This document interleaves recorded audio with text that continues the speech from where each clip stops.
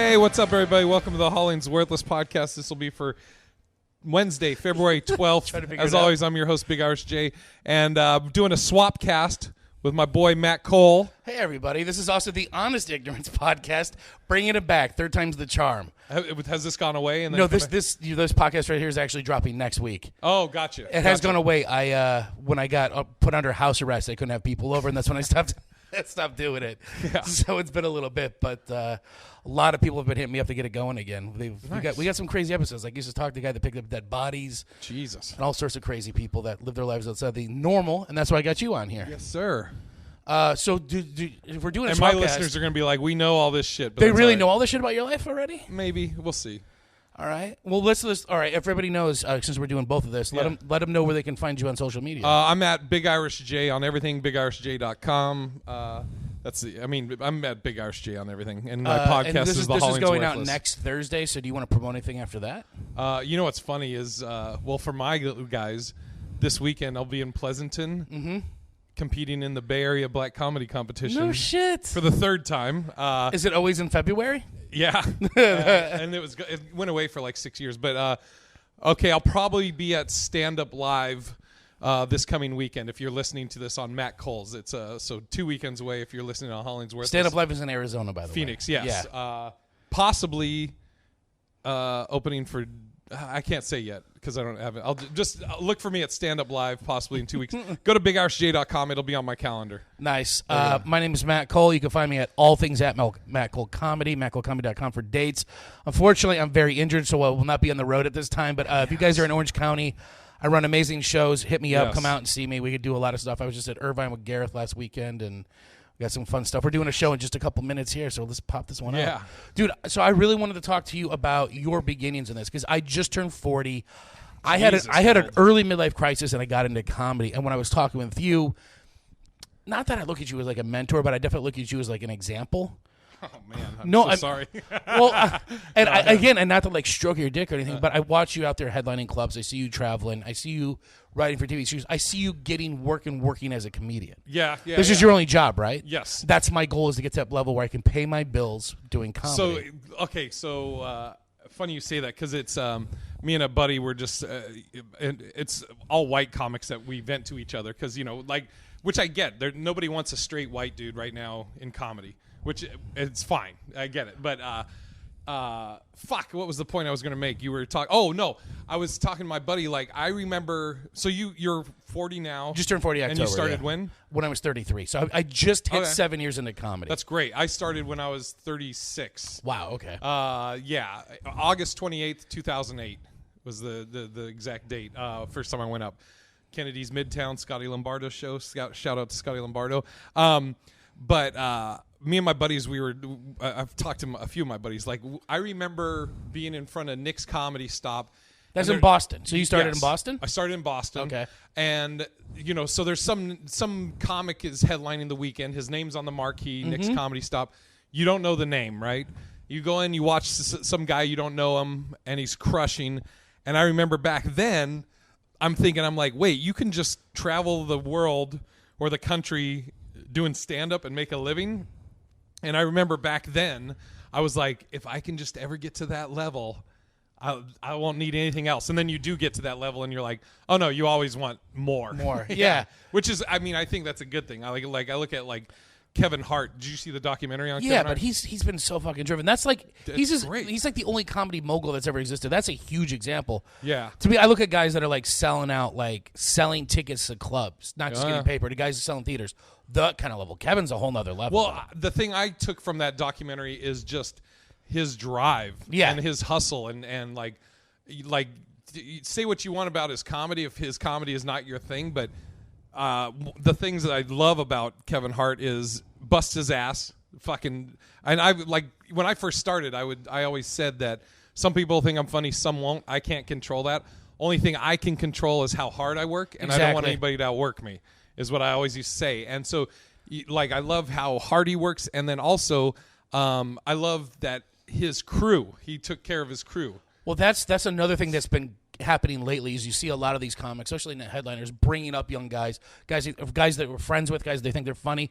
Like, look at Segura, man. He's bringing guys he started with still on the road. He brings Sickler, he brings Full Charge, all those guys. Oh, dude, it's great. And even though they're not like at that level of headlining clubs, they're still good comics. Oh yeah, dude, it's fucking. I think that's how ideally that's what you want is you get in a position where you can help your buddies, then you do it. Let's go. So we're not buddies? Who said that? I'm talking. Yeah. All right, I'm done with this podcast. And we're done. I'll probably be crashing halfway through this. I pounded a Bang energy drink, so is that first half of this, is that your sponsor for your podcast? No, Bang Energy. Crash halfway through every pod. Dude, I love caffeine, but I don't like coffee. Gotcha. So I'm saying the first half of this will probably be fucking Jesus. This guy's on cocaine, and then the second half will be like heroin. This guy's narcoleptic. Yeah. All right, sorry. Not a problem, man. So that's cool. So you got your start in Boston, and you saw dudes on the marquee, and you're like, this is what I want to do. I want to be a working comic. And now that you're at that level, you're like, well, now there's more. Yeah. But you said your whole thing when you started is nobody can work harder than me. That's one of the things. Again, I'm not trying to steal from you, but I see when I started this and I met you for the first time, I saw you like literally driving just about any show you can get onto. In LA, that's everywhere. Yeah. That is fucking everywhere. It's 2-3 hours away from the next spot if you're going to do 2 in a night sometimes. Yeah, this took me, I don't know, hour and a half to get out here. Yeah, it's kind of fine. That's actually not the worst. Yeah. And so when I started in Boston, I had a day job. I was a director of technical support for this online data storage company. Got laid off, and so I was like, well, I definitely can't afford living here in Boston, especially the crib I'm at. So I need to move out and find another place here. But it just so happened my buddy had just left, who was from Seattle, and he told me he was a Boston comic that went to Seattle. No, he was just a buddy of mine. Gotcha. Yeah. And he came out to visit. He had never been to Boston. My buddy Jaron, so he came out, and then it was crazy because he came out, was there for like a week. We went to a Red Sox game, all this shit. On lunch from work, I take him to the airport. I drop him off. I go back to work. I get laid off. So I tell him, I'm like, bro, you should have stayed. You could have stayed longer. I just got fired. He was like, what? I was like, yeah. So I'm like scrambling, trying to think what my next move is. And Jaron tells me, he's like, if you want, you can come. I got an extra room in my house. He's like, you can just pay $500 a month flat. That's everything. That'd be so amazing. $500 a month flat. Yeah. So I start looking into the Seattle comedy scene. So I was like, fuck it, I'll do it. How many years into comedy are you at this point? Like 2. Okay. Yeah. So you're not even 40 yet. No. And so I moved to. So here's the thing: is I get laid off, and this is during like the recession shit. I'm getting unemployment, and I qualified for the highest amount in Massachusetts, which also was like the highest amount I think in the country at the time. Gotcha. So every week I'm getting $653 in unemployment. Every week. So how do you get to Seattle? Do you drive? Drove. Sold all your shit in a car? Sold all my shit other than like pictures and clothes and family shit, and drove cross country. And did you pick up shows on the way or anything? No. Okay. I just got out there, and then so once I'm in Seattle and I'm getting unemployment, I'm like, I have no excuse not to bust my ass. So I mean, that was kind of, the going anywhere and everything. That was my thing. Is I was like, so how does that work? Just going back, so how are you able to get unemployment from Boston, Massachusetts, but live in Seattle? You look for work anywhere, Really? Oh yeah. So you don't have to like go like, this is the address, so that you're like, I'm over. Oh no, here. you do. Everything was online too. Gotcha. So I would fill out the thing every week. Like, did you look for work? Yes. Are you? Did you work? No. You have like a whole checklist. Gotcha. And then sometimes they may say, okay, so what places did you apply for? And I would list wink, the places I applied for. What are you talking about? Wink, wink. No. I'm sorry, dude. So I collected unemployment for 2 years. That's awesome. Because they kept doing extensions with Obama and the recession. So you were getting 6 bills a week. Yes. On unemployment, yes. And you're flat, basically outside of like car and all that other shit. Car insurance, and it was $500 flat to live though. Yeah, that's not bad. Yeah, it was great. And then is this buddy still got a $500 apartment to move to? No, I'm married now, kids. And so I, while I was out there, I'm grinding, and then about maybe a year and a half, 2 years after I get out there, this comedy club, the Parlor Live, offers me the house MC job. Nice. Are they still around? No. Yeah, I heard they. Yeah, the owner was, or not the owner, but the manager was embezzling money. Wow. Oh yeah, he was fucking dirty, and he was a cunt anyway. So fuck him. So you got the House MC. That's incredible. We don't have those opportunities in Orange County. Yeah. We have the Irvine and Brea Improv, which are all Levelty owned. Yeah. They're all like 500-600 seaters now. Our only one local is the Rec Room, and that's kind of run by a bunch of open micers. And it's if you work there, you got stage time, but there's no real House MC work. There's no real local club to build up the local comedy scene around here. Yeah, that's well, and I've heard that. I mean, you hear that starting in LA is the worst, horrible. Yeah. But even LA adjacent, I mean, when I started, Orange County was dead. We had 3 mics. You could get up every night of the week. Now I started running shows that are fun, and there are like independent shows to do out here. There's a lot of stage time if you can find it. Well, and what you do is great in the sense of like, so you create your own opportunities. Yes, exactly, and that's great. Yeah, and you're basically being the house MC, so to speak, of your own shows. Exactly. Yeah. Except for tonight, we're gonna piggyback because I can't really get up and down. Yeah. Yeah, that's fucking yikes. It sucks. I love those shoes, by the way. The skateboarders. Yeah, they're so fucking smooth. I know. I couldn't get them in my size, so. That's right. You got the biggest fucking feet on the planet. Big Yeah. hands too. Look at you, giant cock bastard. Oh yeah. There you The giant cock. Yeah. So Boston to Seattle. You're in Seattle for how many years are you in Seattle for?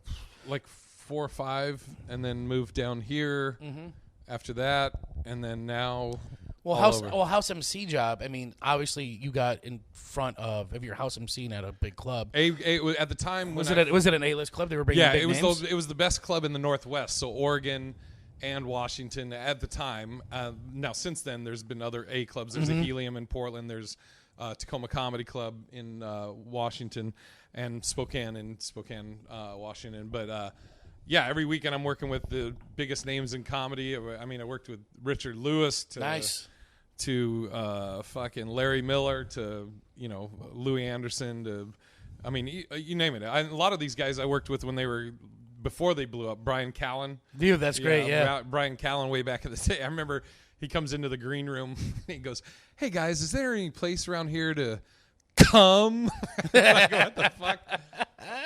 Yeah, it was great. And so you're doing 5 shows a weekend. All sold out. You every weekend there? Oh yeah.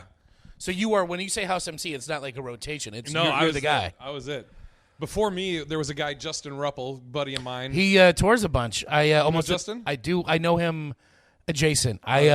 He's every time I go to Reno to do that wacky room, yeah, he's always there. That motherfucker has a residency there. Yeah, Justin's a good buddy of mine. Justin's actually backing up a little bit. So I'm in Seattle doing all the shows, all the mics everywhere I can get up, busting my ass, and then I met this dude Harold, who was a local headliner, and my first time doing the Parlor Live, Jeff Dye was headlining. Nice. Harold is featuring. Son of a bitch. And Harold vouched for me to do a guest spot. So I do a guest spot, and I did some joke about, like, people assume I can lift weights because I'm huge, but I'm weak as shit. So I'm in the gym, and I'm making excuses, like, oh, I just had shoulder surgery, can't lift, blah, blah. And that it would go and keep going to where I say I'm running out of excuses. So now I'm like, oh, yeah, sorry, I've been so weak ever since I got AIDS. And it just, the whole audience just goes, oh. So I'm thinking, oh, I'm fucked. But Ruben, who was the manager at the time, he was like, afterwards, he was like, oh, good set. And I didn't know this, but he never fucking watched shit. Nice. So he's like, oh, good set. I was like, oh, sorry about that. He goes, no, it's fine. So, because I thought, I was like, oh, I'll never work here again. So I don't know how far after that, but so Justin Ruppel hit me up, and he was like, hey, I'm moving to LA, and I think they're going to offer you to replace me. And I'm sure you're probably like me, where everything sounds great, but until it happens, it's all just horse shit. Absolutely. Many times I've been told things that never come true. Dude, yeah. So I was like, okay, cool, And then sure enough, Ruben calls me. He's like, hey, can you meet? So I go over to his place, and then he's like, we're talking about the opportunity. And so I told him, I was like, this is what I'm making. This is what I'm getting in unemployment.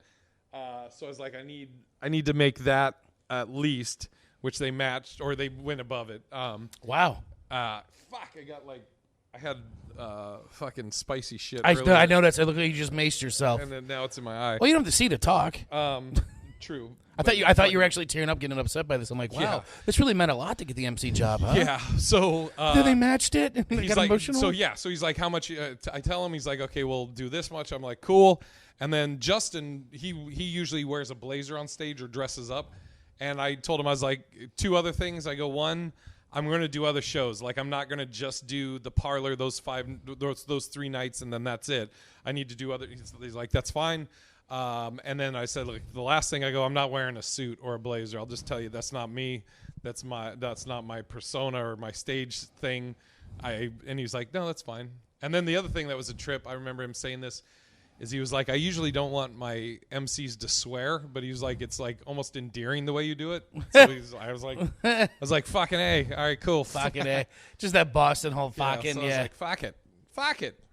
And then that was it. And then I was good to go. How long did you do that gig?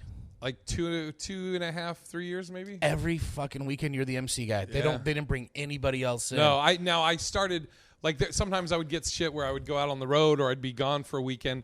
And so my roommate at the time, who was another comic, Manny Martin, one of my closest friends, I kind of started. I would have him cover for me. And then when I left, he took over. Gotcha. Yeah. So in a scene that size, does that create a lot of like fucking hatred for you?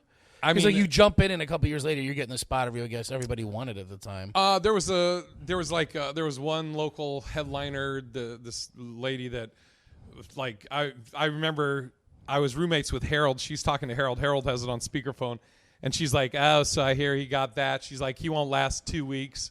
I remember her, but she was always a bitter cunt. So nice, like, so I didn't, most of the people though. Because I tried to do stuff like I had a show that I ran there that I would try and have people on that I liked, and we had an open mic that I started there, and so I mean, I'm sure there was more than just this lady that hated me for whatever reason, but I mean I don't really, I'm fucking too old. So that was your second scene. You basically moved out of Boston for necessity. When you came to LA, how did you know it was time to leave the scene you were in? I was getting tired of So a buddy of mine, Nate Jackson. I do. Yeah, Nate, who's fucking another guy that... Is he still with All Death? I mean, he does... Well, anybody that does stuff with All Death, you're not, like, really with them. Gotcha. It's more you're, like, you get hired for that shot or that shoot. But I was going to say another person, amazing comic and busts his ass. I love it. I love Nate. So we were talking, and I remember he was saying, like, you've pretty much hit a ceiling for like what you can do in this scene, so that's when it's time to go. And so I was like, all right, and I also was like, I don't want to be the fucking house MC forever. It was a good gig and everything. And I mean, at the house MC, at some point, do they bring you into feature? Do you get anything like that other places? Sometimes you at that club you would cover or you'd feature or whatever. And then I was starting to go out on the road, like Doug Benson. I went out on a few dates with Doug. Oh, right on. And I would get other stuff, and here and there, like headlining local shit. And but yeah, I just kind of was like, I think it might have also been like, I get like this itch after a while where I'm like, fuck, dude, wherever, even before comedy, where I'm like, okay, I've been here 5 years, that's cool, I'm ready to get the fuck out of here. Yeah. The other thing too, which I never knew seasonal depression was a thing till I moved to LA, because I was here and enjoying the weather. It rained like 2 days in a row, and I was like, oh fuck, I just don't want to do anything right now. And then I went back up to Seattle for like a month of shows, and it rained like the whole month. And I was like, get me the fuck out of here. Like when it's sunny, Seattle's one of the most beautiful places, but that seasonal shit But it rains like 9 months out of the year up there, doesn't it? Dude, it rains. It does rain a lot. Yeah. Yeah. But what's funny is people that visit Seattle, it seems like it's always, whenever you visit, it doesn't rain. And people are like, I don't get it. It's so beautiful here. And you're like, all right, well. The move to LA is a huge move. Like, I know a lot of guys will go back to like New York to try to run spots to like get stronger at comedy. You came to LA, did you have a guaranteed job out here? No. So you just jumped down. Did you come down with somebody? No. So I you know what it was is so backing up a little bit, about, I don't know, fucking 6 months before I moved, I was the Ruben, the manager, the guy at the comedy club, who the guy that was embezzling, again, he was just an asshole, and he was like he's just an asshole to everybody. Like, it was a running joke that he's going to have a fight with somebody every month. Gotcha. And then once you have this huge blow up, then you'll be good for a couple of months. And I remember me and him got in a shouting match one time after a open mic, and he was fucking bitching about something stupid, and I'm like, bro, we work in comedy. It shouldn't be this fucking stressful, especially for me. I'm fucking telling dick jokes. You handle all this other stupid shit. So I hit up my buddy Ron, who works at a job placement company, and I told him, I was like, yo, I need a day job. I need something that so that the check from the parlor isn't the check, it's just a check. So my buddy, I shouldn't have said his name. Well, I didn't say his full name. You didn't say it. I won't say where he got me a job at like a major, like Fortune 500, like huge company at their corporate headquarters, and then the guy that I reported to at this company was a guy I used to do MMA with. Oh, okay. So they both knew. They literally told me, they go, we know comedy's your thing. So they told me straight up, they go, you don't actually have to do anything. Just look busy. So that's what I did. Is I would literally come in. Oh, dude. So they would tell. So you could this place that I were was you like working, an intern or so? They actually gave you a paying job that had benefits and stuff. Oh yeah. I was on the payroll. And here's the thing: is at this job you could come in at 6 and leave at 3 p.m. Where is this at? Hold on. Let me tell you. So you could come in at 6 and leave at 3 p.m. Or you could come in at 10 a.m. and leave at 6 or 7 p.m. I would come in at 10 a.m. and leave at 3 p.m. And I would literally come in, I would log into the system, I'd bring the systems up, but then I would just surf the net, listen to music all day, and this place had a cafeteria, so I would come in and get breakfast, it was free, and just fucking, it was the best. So anyway, so I'm doing that for, I think, like 6 months. What city are we talking? Is what I'm asking. This is in Washington. Oh, this is okay, still in Washington? Okay. So I'm doing that for like 6 months, and the guy I reported to at this company that was my buddy from martial arts, he left the company. So a new guy comes in, and this guy is looking at all the numbers, and he looks at mine, and he's like, this guy's fucking not doing anything. Why are we? So he told my buddy that got me placed in there that they had to let me go. And I remember him calling me. Is like, dude, I'm so sorry, but fucking with the other guy gone, I gotta let you go. I was like, I get unemployment though, right? And he goes, oh yeah. And I was like, oh, this is great, bro. Don't feel bad. This is fucking perfect. So that's when I was like, okay, fuck it. I'm going to get the fuck out of here. So I went down to L.A. I had unemployment coming in for 6 months. Okay. And I stayed at Chris Neff's for... Your buddy's with Neff? Oh, yeah. I've only met a couple times. Real nice dude, man. Oh, yeah. Sweetheart. I stayed with Neff for a few weeks, and then I moved over to Lucas Seeley. You know Lucas Seeley? I've met him twice. Yeah, he's the one that helps at that one comedy festival. Yeah, he runs it. Big Pine. Big Sky. Big Sky, yeah. Yeah, so I lived in Lucas's living room for probably for a while, like 6 months. Wow. Yeah, I'm trying to think I was there. Yeah, I was like there for like 6 months. How old are you at this age? At this point, fucking, man? Fucking 45. Oh, for real? Oh, so yeah. this isn't that long ago. No, this is. When did you? How long maybe did you? 4 years ago, maybe 44. Okay. 43. Or no. Okay, no. So no. Scratch that. I was like 43, 42, 43. Yeah, because I moved to L.A. like 5 or 6 years ago. And you're okay doing that kind of? I mean, this is the lifestyle I'm going to live. This is what it is. I don't have any kids. I don't have a girl. I don't give a fuck. Like, it was crazy. So I mean, while I'm living in the living room, I dated a few different girls at different times, and I have a fucking mattress that I lay in the living room with. I'm surrounded by couches, and I'm banging this girl I'm dating in the living room, and these guys this is their apartment, and they have their own rooms, and they're not getting laid. It was like a running joke that like Jay's getting the most pussy, and he lives in the living room. Well, I mean, yeah, well, these girls, I mean, it seemed like you were playing like Fort every night if you're building like a fucking couches around your bed. Yeah, but I mean, it's like, I remember Jim Norton said a long time ago, he's like, comics, they talk about like, oh, I want to do comedy, but my social life, blah, blah, blah. And he's like, if you want to be a comic, fuck your social life. No, exactly. Yeah, and I've outside of family, I've basically lost just about every friend I had coming into all comedy. your friends are now comics. Or if they're comics, or at this age, they all have kids. I'm like, I'm never going to see you again. Yeah, and so I was fine with it. I just, because I'm like, I'm here for a reason. I'm not, so I'll put it this way. Like, thinking of it this way, what would bother me about that? Like what? No, well, I'm totally serious. Like, what would you think would be, or why would it upset you? Like, because I look at it like I'm here for a reason. Yeah, you're here to do comedy and try to get places, but living in that situation, that's fine with you? I was paying $300 a month. Dude, that's fucking incredible. In Glendale. I need to do something like that. Dude, my problem is, like, I mean, I have this apartment. I have a day job. I've been trying to do comedy now for 7 years, and I'm getting up at least 4 nights a week easy. Yeah. And I don't know if I could do that. I don't know if I could just give up. The comfort? Not the comfort, but, like, knowing I can pay bills. Oh, yeah. I mean, like, I knew I had 6 months. I've already given up the comfort. I've already given up potential amazing relationships. Oh, I've had that thing where, 6 months into dating somebody, I'm in this girl, and she sits down the whole thing like, so is this comedy thing just a hobby? Or I'm like, no, I'm trying to make it a real career. Yeah, I mean, it's, you get girls on all sides. There was a girl I was digging that out of New York, and she was like, well, what do you worry about that? And I was like, no. And like, she came from a military background though, was in the military, and like everything's very structured and organized. Well, very much so, yeah, right. And honestly, like me coming from corporate America before comedy, like I still have times where I think I'm just now getting more comfortable with it, but I still have times where I struggle with the idea of how you get paid in comedy.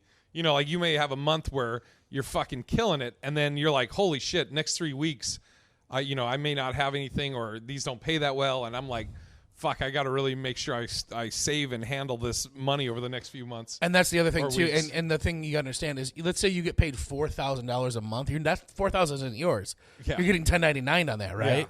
Yeah. So you're barely keeping half of it. Right. Yeah. That's where you got to write off a lot of shit. Yeah, I know. Yeah. I know.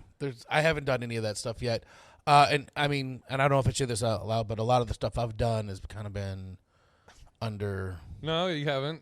Everything's $10.99. Everything's $10.99 is what I'm saying. Jesus Christ, what the fuck are you doing on this thing? What the fuck? Do you know how this shit works? Jesus. Fucking just narking yourself out. I don't get paid for comedy, dude. That's what I'm trying to say. There you go. Okay, yeah, exactly. You don't get paid at mics and shit. No, I mean, like I was going to say, like I get paid. I give away shirts. Yeah. Well, I mean, and because it has your branding on it, that's how you're supposed to exactly get your name out there. It's exposure. Christ, this fucking guy. Fuck. So you get to LA and you're doing this, but when I met you at the time, I mean, you were crushing on stage. You had a fucking killer act, and you ended up getting like a writing job out here. Yeah, right? I was writing on fucking Funny You Should Ask, the game show that is Hollywood Squares minus the tic-tac-toe part. And that's like, it was a constant check, but it's like it also, you're writing puns and just game show jokes. But you're more like me. You're like a storyteller comic. So that's. I do love a dumb dad joke though. Dude, oh my god, dad jokes are great. Stupid puns. My favorite thing, my roommate who's sick right now is another comedian. He hates shitty puns. Oh, I love him. So when we get together, we'll just just to watch him rage on them. Oh. My favorite, I think, I was at the grocery store, and I'm in the cookie section, and you know those Milano cookies? I know they are, yeah. I was filming it, and I was like, look, all the different kinds. It's like a list of Milanos. A list of Milanos. Fucking boo. Boo. Yeah. Oh God, I did one the other day on the podcast. But that's the kind of writing job you had, where you had to write shit puns all the time. Yeah, and so like Greg Wilson he sat right next to me, and we would write something, and fucking we would look at it each other or hand it to each other and be like, dude, do we even know what comedy is anymore? Because it's like we used to joke that it's where comedy goes to die, because you're writing like the way you're on a team of writers, and then you have a team lead, so to speak. So you submit your jokes to that person, and then that person will then, the ones they think are good, will then submit it to the producer or executive producer, whatever the fuck his title is. And that guy, the producer, that guy likes puns. So it's like you write puns for that guy, but then the stuff that he likes and he puts through, there's the main guy above him that hates puns. So it's like you don't know who the fuck to write for to get your shit on air. It's just, and the guy was like, it just was not. Like I said, it was nice having a constant check, but it also, I didn't like the comfort. It's almost like you get too comfortable in it. Gotcha. Because you're getting this constant check, and you're just like, I mean, I don't have to go. Well, I don't have to go do shows. You haven't done the show stopped. What, you stopped that about a year or so ago? Yeah, it's coming on 2 years now. Yeah. Okay, so you recently, I mean, you've been out of the LA area for a little bit now, right? Yeah. So my lease was up April of 2019. Yeah. So coming up, and I've was pretty much been on the road every. You've weekend. been a nomad. Yeah. You've been like house sitting nice houses in Arizona. Yeah. So I have my friend lives in Phoenix, and then my other buddy here in Pasadena. So I during the week I'll usually be staying in either Phoenix or Pasadena, and then on the weekends I'm at some club. And yeah. But that's so you broke into clubs through. So that's first off, I want to back up. That's fucking awesome that you're kind of living a romanticized lifestyle of what I think you can do. Yeah, and again you don't really have an address right now. No, I like the bills and stuff I get sent to my buddies in Phoenix. In Pasadena. But yeah, it's and it's it's that thing. I guess I get it. Like anybody that lives the fucking American dream or whatever is probably I don't know. Maybe they're looking at it like, oh, that sounds awesome. Or I'm a 48-year-old dude that I stay in a guest room in Phoenix or Pasadena. And then I was like, April, because March, I'm in Massachusetts all of March. Mm-hmm. You were thinking about going back there, right? Yeah, I was like, okay, I need to make a decision where do I want to move back to Mass? Do I want to move to back to LA officially, or Vegas? Those are the three. And I've kind of been like, okay, I don't think Mass, because I was like, man, I don't know. But then I may go there in March and be like, I fucking miss it so much. Who knows? But it's. I'm leaning more now towards L.A. or Vegas, and it honestly, I was talking to my buddy Gabe, who I think will probably Gabe Lopez. No. Oh. Gabe Botten, and I told him straight up, it's pretty much like a coin toss. I'd be if you say, okay, we're gonna live in L.A., cool. If you say we're gonna live in Vegas, cool. I told Gabe my biggest thing is I just want to keep my nut low, whatever I'm paying for rent, because I'm only gonna be there 3 nights a week, 3 or 4. You're doing that much road stuff right now? Oh yeah, so here's my schedule the next few weeks. Well, going before your schedule, I want to back up. Yes.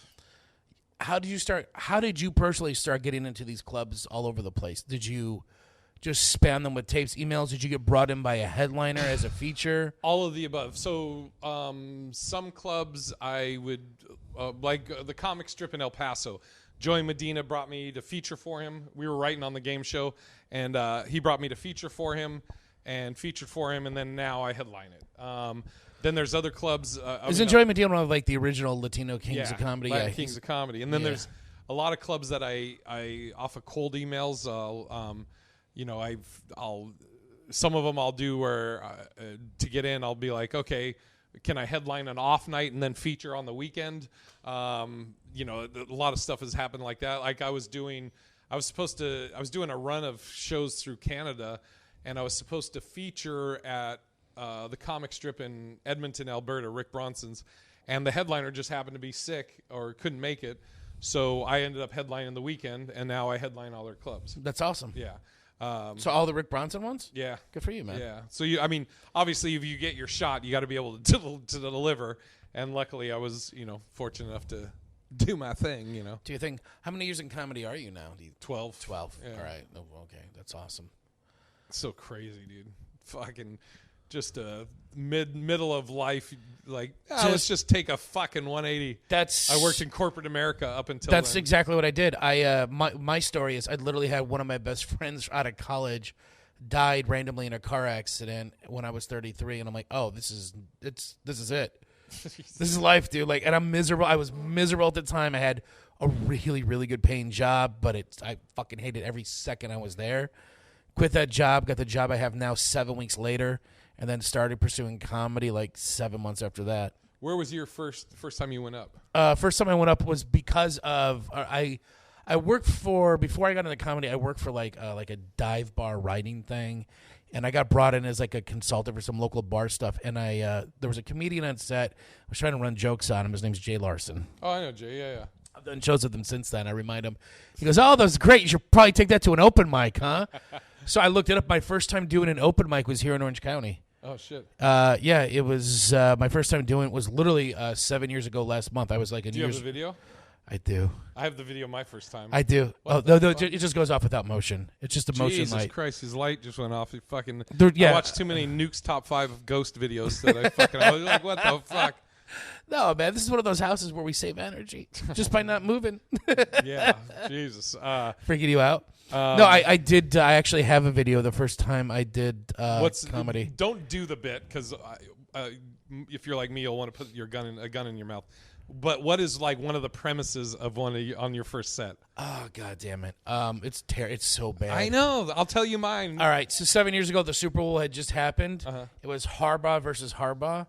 Brother versus brother. I go, this is a lot like the Civil War, except for we're not going to be able to kill any Southerners this time. All right. And then I talked about it's actually not that bad compared to. Really? I mean, dude, one of mine was I did 8 minutes. And it wasn't even an open mic. It was a showcase show I had no business being on. On the show with me, I was on the show with Shane Moss, Mike Kaplan, this guy Brian Moot. You may not know. He's a radio guy. I definitely know who Brian Moot is. Oh, you know Brian? Yeah, he's great. Yeah, he came out. He lived on an island or something. Yeah, right? Yeah. Brian Moot. Who else? Tyler Bowe, who's a fucking crusher. This is your first time doing comedy? Yeah, and I got paid in Boston. $20. Yes. At fucking Kennedy's Midtown. What kind of weird bringer show shit was this? My buddy Scotty Lombardo had a show at Kennedy's Midtown, and then at the end I got $20, and I was like, I definitely don't deserve this, so I just bought a pitcher of beer for the comics. But one of my jokes was talking about this guy I worked with. It was a gay dude, and he was in a gay basketball. Well, he told me he was in a basketball league, and I was like, oh, dude, I play hoop. Can I get in the league? And he's like, oh no, sorry, it's a gay basketball league. And so the whole premise was like, well, how do you fucking prove that? Do I got to, blow the coach in the shot? I did it. And then the worst part of that joke in quotes is I was like, are there teams like in the NBA, but they're like gay, like the Chicago Bulls? Oh, fucking boo. The Miami Meat. So it's so bad, dude. Good. It's fucking awful. Yeah, my first set too. My name's Matt Cole. The problem is when you Google search me, I was on page 16 at the time. The most famous Matt Cole was a gay porn star. Oh, dude. And he used to talk about his bleached, blown out brown eye because I wanted to keep alliteration in it. I thought it was a smart way to write a joke. It was fucking terrible, man. I can't look or hear I showed Kane, our buddy Kane. I told him, I was like, I'll show you the video, but you have to take it in the other room. I can't watch or hear it. I've shown 4 people now. I once a year I'll go back and watch it just to remind myself how bad it can be. Oh, I have 2 sets when I'm really feeling bad. I have 2 sets recorded where it was like, oh my God, I'm meant to do this. And then there's the times where I'm like, this is where you start. This is how bad it is. I said that I would, if I got to 1 million followers on something, or I made 1 million, I would post the video, but not before then. I think I need to be at that level to where it can't crush me. Well, this is going out. Shout out to my 1,012,000 followers for honest ignorance. Follow Jade, please. Yeah. I want to see how bad it is. Well, actually, before I even met you, I knew about you. How? There's a video of you of a heckler trying to fight you. Yeah. I used to watch those heckler fight videos when I first started. Dude, my buddy Jack said the same thing. Do you know Jack Galvin? I don't think I know him. Comic out of Phoenix, but it was crazy. Like, we had known each other, probably a year or so, and we were out. I think we were on the road somewhere. It might have been on our tour through Canada, but I said we were talking about something, and I was like, oh, yeah, I had a heckler try and fight me one time. He's like, serious? I go, yeah, here, I'll show you the video. So he goes, I know this video. He goes, dude, I used to watch this shit all the time. He goes, that's fucking you. Holy shit. Yeah, that was the 907. Dude, that bar has a crazy. So that guy, obviously nothing happened with that guy. They booted him out and he was crying outside. But my buddy Dylan, who runs that mic and hosts it, there was this psycho that came in, this guy that he would go up and he would just say shock offensive shit. And it's a bar, but they were like, yo, we don't want like this fucking racist here, So Dylan had to tell the guy, hey, man, you can't come here no more. And the guy's like, it's fucking Mike. He's like, I'm telling you can't. The guy shows up the next week, and I may be fucking up parts of the story, but this is the gist of it. Guy comes back the next week. He's just watching, and you're kind of like, all right, whatever. Dylan's on stage. This guy walks up to the stage from behind him, pulls out a bat, and hits him in the fucking head. I heard about that. Didn't the same thing happen to Kane? No. Got knocked out on a fucking softball That's field. what it was. Yeah, Dylan. Dude, I remember this guy got socked in the head with a fucking like aluminum bat or something. Dude, yeah, he and then now he has a one-man show called My Turn at I've Bat. had only one person made it close enough to stage to fight me before the bouncer tackled him. I was in fucking Modesto, which Jesus Christ, that's my level of comedy. That's the one-niners I get paid the headline. And this is when I was doing my dating interracial bit, and I started with talking about Asians and this fat white couple up front. By the way, this is a mixed room. There's black, there's Mexican, there's or Latino. There's always the whites that fucking. But this guy, and he goes, that's fine, but you better not be an M-bomb lover. And I heard it, but I want to make sure everybody else starting. I'm sorry, what'd you say? Said it again, and I'm like, oh, you love it. And I want to talk about dating a black girl and him and all that fun and all this shit. And his fat wife kept yelling, he said next. And she kept screaming next at me. And that's when I stopped, and I'm like, listen, madam, we understand the entrees here are delicious, but you need to finish the 3 in front of you and get the next one brought to the table. Yeah. Which I thought was just being silly, taking care of a heckler. But he stood up and he rushed the stage to fight me. And he got like we're not small. I don't know. No, and that's the thing. Like I was like ready to go at him, and like he got tackled right next to me, and I'm like, well, that got close. But I've had shit thrown at me. I've had women like try to like fucking fight me after throw themselves at you. God, Jesus, no. I mean, there's some places. Yeah, I remember I was doing the first time I ever did the Comedy Union on Pico. Have you done the Comedy Union? Yeah, no. I did J-Spot a couple times. I love both those clubs. So the Comedy Union, first time I was doing it, my buddy Nate Jackson. I don't know if it was his show or he got me on the show or what, but I remember I went with him and he's in the back and I'm on stage and I'm doing a joke about stripping, how it's not degrading, and then there was a guy to my right, and in the joke my whole premise is that stripping's not degrading, it's how they get paid. Having to get on their hands and knees to collect tips. So I say to this guy to my right, I'm like, I don't know what you do, but if you went into your job one day and your boss is like, you had a good month. Well, it's payday, motherfucker. And he throws a whole bunch of ones. And I'm like, you're on your hands and knees, in your underwear for some reason. Maybe it's casual Friday, blah, blah, blah. So I do the joke. Everybody laughs except this guy. And then as the laughter is dying down, he goes, yeah, I don't like that gay shit. And I go, and I can't not say something. Uh-huh. I go, what? He goes, I don't like that gay shit. I go, what gay shit is that? He goes, you know what you said. I go, yeah, I know. Do you know what the fuck I said? As this is happening, Nate said that he was in the back and he was like, oh, fuck, God damn it, Jay, because he knows, like, I'm not going to, And so he's like, just tell your jokes. And I was like, you wanted to fucking talk, so now we're talking about it. Tell me what's gay about it. And then he kept just talking in circles. So finally I go, well, if you don't like that gay shit, you'll hate this gay shit. And then I did this story about my gay buddy. And but then at the end, he gave me a fist pound. Okay. Yeah, it was so weird. My first time I've only done J-Spot twice. I did well once, and then I bombed so hard. The first time, have you met? I don't know if she was still there, if she was still alive. Did you meet Big Mama? No. A very, very large woman. She has her own table because she can only fit at the table. All right. And I was like 4th on the lineup. I was like the white guy that night. Yeah. And I get brought to stage, and she just goes, "This white boy don't know shit." And I go, "That's right." "That's right. I know enough things. I just know you're Big Mama." "That's right, I'm Big Mama. What you here to tell me, boy?" I go, "Well, it looks like there's enough busted laces in your weave. You could put Nike Town out of business." Oh, shit. And that went over very well. Yeah, she laughed at it. Yeah, you shit on it. She's like laughing. Kill yourself. Last time I did the J-Spot, this guy, I think his name was Vegas or Reno. It might have been Reno. Oof. And so he fucking is bringing me up. Somebody went up before me and they fucking were awful. And there's like maybe 6 people in the audience. I was like, yeah, the crowds were never big. This was like when it closed and then it opened back up. It's done that like 3 times. Yeah. So he was like, give it up for Big Jake Irish or something. He said he fucked up my name. And so I was like, cool, give it up for Vegas or whatever. I did the opposite of whatever his fucking name was. And I was like, great intro. And I just started shitting on him and the audience. Oh God, dude, it's so funny. There was probably, that night, the Big Mama night, there was probably maybe 15 people in there. Yeah, but that's about it. Yeah, I've seen it packed though. Like, I saw one guy. He was fucking had about 15 music cues in his set. I'm like, Jesus Christ. All right. So what I want to get into before we get out of here, man, is I never really come to you for advice. Oh boy. Yeah. comedy-wise, yes. When you feel that it's time, like it's time to move to a new scene because you've done this as far as I can tell 3 times. Yeah.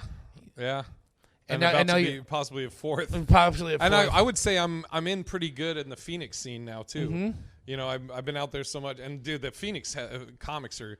I've told them this at different things, but they have a really a great scene, and they're really hungry and they're good. Like I mean, even like the comics that are year in, but they're good premises, good jokes.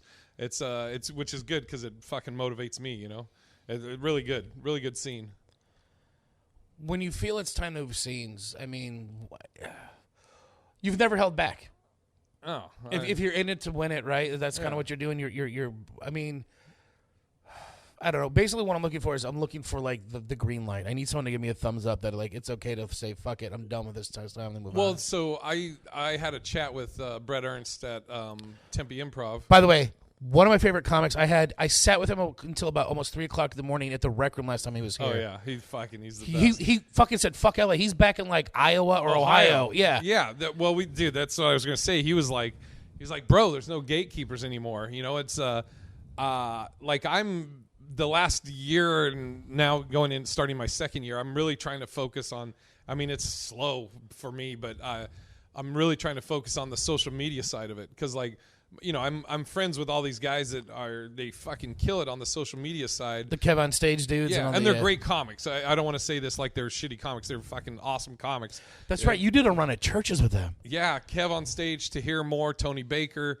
Tony's great. Yeah, dude, and they have the social media shit down, and it sells tickets, you know. And so I'm like, I get, you know, if I can focus on that. I also have some other shit in the fire right now that I'm working with All Deaf, and then I got some other shit that I can't even reveal yet. But yeah, I think I may have to stay in LA. I don't know. We'll see. You know, but I mean, as far as like, what's keeping you in LA? What's keeping me in Orange County right now? Yeah. My day job. Okay, but you can do that anywhere, right? Technically, as long as I can get, because we have a license to work in Nevada. As soon as they give me a thumbs up, I can move the fuck. My thing is I kind of want to go to Vegas.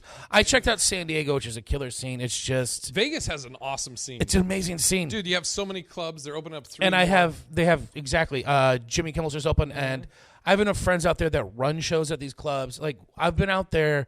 Last year, I went out there 2.5... I was able to pay my way through 2.5 weeks of just staying in Vegas, just by doing one-nighters and doing some little shows out there. Well, here's what I love about Vegas is the cost of living is cheap as fuck. Cheaper. No state income. Yeah, and also the airport is the cheapest to fly out of. Yes, it is. So I mean, dude, that's I'm just waiting to make a decision like in April because March I'm going to be in Massachusetts and but Vegas is. And I was just telling, do you know Trix? I do. I don't know him personally. I've met him a couple times. Good buddy. Great Crusher. comic, dude. He's a fucking killer. Yeah, and I would, dude. When I was out there, I was out there for like 3 or 4 weeks. And Trix, I was hanging out with Trix most of the time, but like as me and Trix are driving around, or also my buddy Eddie who works at Brad Garrett's comedy club, like I'm like, is he a comic there? No, he's manager. Okay, but I'm looking at like the city as we're driving around, and I'm taking it in, and I'm like, I fucking kind of like this. Now I also got to remember that the weather right now is perfect for me. Because once it hits those 100 degrees, man, that's when I melt like a goddamn Yeti. I can't do the hot heats. Like you're in my apartment right now. I got it set to 68. Oh, that's great. I love it. And, I mean, but that's the thing is you'll have AC in fucking Vegas, you know. Yeah, but that bill. Just do it. Fuck it. What else you got to do? You got nothing keeping you here. Fuck it. Why not? I got 5 shows I run out here to pay bills with, and all right. Well, I got. Okay, but you're right. Move. What? No, that's what I'm saying. Like I could go to Vegas and start shows too. Yeah. I don't have to keep them there. So do it. Yeah, I mean, with what you're doing right now, do you see a potential for growth from it? Absolutely. Or here? Yeah. With Orange County, I've done what I can do in Orange County, and okay. I don't have what I need to have to sell to LA to get anywhere. I've seen so many of my good friends who are great comics go to LA and just fall back into those 3-minute open mic spots. Only a handful of them are doing shit now. They're just writing for TV shows. It's not like they're traveling like I want to do. Yeah. And again, as much as it might pay bills and talking with people this weekend who write for like legit TV shows. It sounds great, but that's not what I want to do. I want to hone the craft of stand-up comedy, and that's what I want to do is be on the road doing it. Dude, I mean, then Vegas, you can get a lot of time, quality time. That's the thing about Vegas. They don't really have middles. They have these open micers and headliners, but nobody that can, no real local middles. Yeah, and dude, so many comics I know are moving there. Ty Rivera moved there. Killing it right now. Spencer James lives there. Miles Weber's lives there. DJ Sandu just moved there. DJ's there now? Yeah. Fuck yeah, he's a killer. Trix has moved there. Fuck, dude. Yeah, it's in the clubs. I mean, There's the clubs. So many more clubs. Dude, you got Kimmel's, you got LA Comedy Club, you got Laugh Factory. They just put a cellar out there. The cellar, yeah. You got, dude, you got the LA Factory, Jokesters at the D Casino. Yeah. Dude. Or LA Comedy Club, not Factory. But they have the Factory out there. Yeah, there's a bunch of them. Dude. And then there's a bunch of one-nighters out there, too. And it's close enough to LA if you had something you can drive out. Tonight on our show, I got 2 of Vegas comics coming in. They're just going to turn around and go back. I'm like, are you kidding me? My buddies, yeah. Yeah, well, they're my buddies, too. Yeah, I can't wait. I'm excited to be like, what's up, motherfuckers? Tonight's going to be a killer fucking show, man. It's sold out. We have all the tables reserved, and it's going to be a fucking great night. Should I do merch? I mean, you can if you want. Anyways, before we close out of here, because this is kind of your podcast, did you have any other questions for me, or are you fucking sick of my ass by now? No. Well, because we have to I got to upload this, and no, I don't. Okay. Well, then, Jay, where can everybody find you? Big Irish J, baby. BigIrishJ.com. And then any other spots coming up in 2 weeks? I just do it at the beginning and the end, so people can. If you listen this far, you can listen to it one more time. I'll just tell you places I'll be coming up in the next few weeks. I'll be in Oklahoma City, Bricktown Comedy Club. I'll be at the comedy scene in Foxborough, Mass. I'll be at the Woo Ha Ha in Worcester, Nick's Comedy Stop in Boston, Bobby V's in Connecticut. So East Coast Invasion. Yeah, I'm all, and then also I'm looking at doing some time in New York, going down to New York during the week. So April, I got dope shows I'm doing with Tyler Smith all over Canada. Just go to BigIrishJ.com or Bands in Town. Do a search for me on bandsintown.com. That's awesome. Do you know about Bands in Town? I'll tell you about it off this. Nice. Thanks. Thanks, brother. Guys, one more time, you can find me at all things at Malco Comedy, MalcoComedy.com. If you live local around Orange County, come see some goddamn local comedy. Yes. We have some great shows. Second Tuesday every month, the Clubhouse. We've been doing it over 6 years. It is the premier show of Orange County. Start up a brand new one that is just as good down the street here at Stereo Brewing. And then, guys, come out. We do a bunch of them here locally. Thank you for listening. My name is Matt Cole. This is Jay Hollingsworth. Just say Jay Hollingsworth. Jay Hollingsworth. Yeah, everybody. And the HollingsWorthless podcast. That's right. And this is Honest Ignorance Swapcast, baby. Yes. Thank you. Bye-bye.